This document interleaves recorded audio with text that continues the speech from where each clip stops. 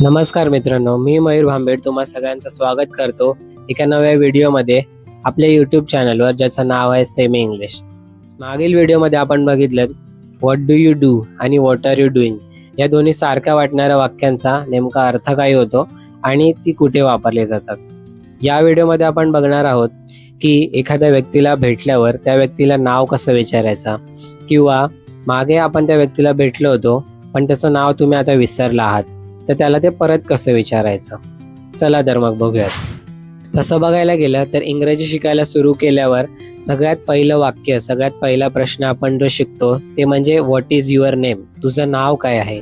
तेच फास्टमध्ये बोलल्यावर व्हॉट्स युअर नेम असं ऐकायला येतं. ही झाली सोपी बेसिक पद्धत.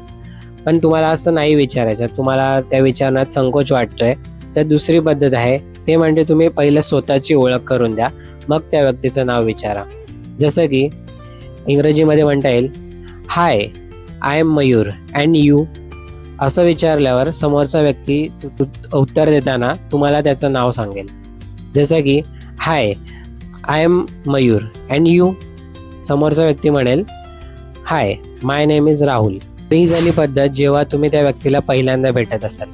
पण आपल्या सगळ्यांसोबत असं बऱ्याचदा होत असेल की आपण एखाद्या व्यक्तीला भेटलोय आणि त्या व्यक्तीचं नाव देखील आपल्याला माहिती आहे, पण आता तुम्हाला ते आठवत नाहीये आणि त्या व्यक्तीला तुम्ही दुसऱ्यांदा किंवा नंतर भेटताय, पण त्यांचं नाव तुम्हाला आठवत नाही, तर ते तुम्ही कसं विचाराल. तर इंग्रजीमध्ये हे विचारण्याची एक पद्धत आहे की त्या व्यक्तीला आधी सॉरी म्हणायचं आणि त्यांचं नाव विचारायचं. हे इंग्रजीमध्ये सांगता येईल की I am sorry, what was your name again. हे वाक्य आणि व्हॉट इज युअर नेम हे दोन्ही सारखेच आहेत, फक्त यामध्ये 3 वेगळे पॉईंट्स आहेत. ते म्हणजे आय एम सॉरी म्हणजे त्या व्यक्तीची तुम्ही माफी मागताय की तुम्ही त्याचं नाव विसरला आहात, त्यामुळे एक नम्रपणा राहतो. दुसरा पॉईंट म्हणजे व्हॉट वॉज युअर नेम. पहिल्या उदाहरणामध्ये तुम्ही म्हणताय व्हॉट इज युअर नेम आणि आता तुम्ही म्हणतायत व्हॉट वॉज. वॉज हा वापरताय, भूतकाळ वापरताय, म्हणजे त्या व्यक्तीला समजेल की तुम्ही अगोदर भेटला होतात हे तुम्हाला आठवतंय, फक्त त्यांचं नाव तुम्हाला आता लक्षात नाहीये. हे झालं दुसरा पॉईंट. तिसरा म्हणजे शेवटी तुम्ही अगेन वापरताय. I am sorry, what was your name again. Again ह्या शब्दाचा वापर करून त्या व्यक्तीला पुन्हा एकदा जाणीव होते की तुमची मागील भेट आठवतीये, त्या व्यक्तीचं नाव देखील आठवतंय, पण तुम्ही ते विसरला आहात आणि तुम्ही ते परत विचारताय. अशा प्रकारे तुम्हाला हे विचारता येईल.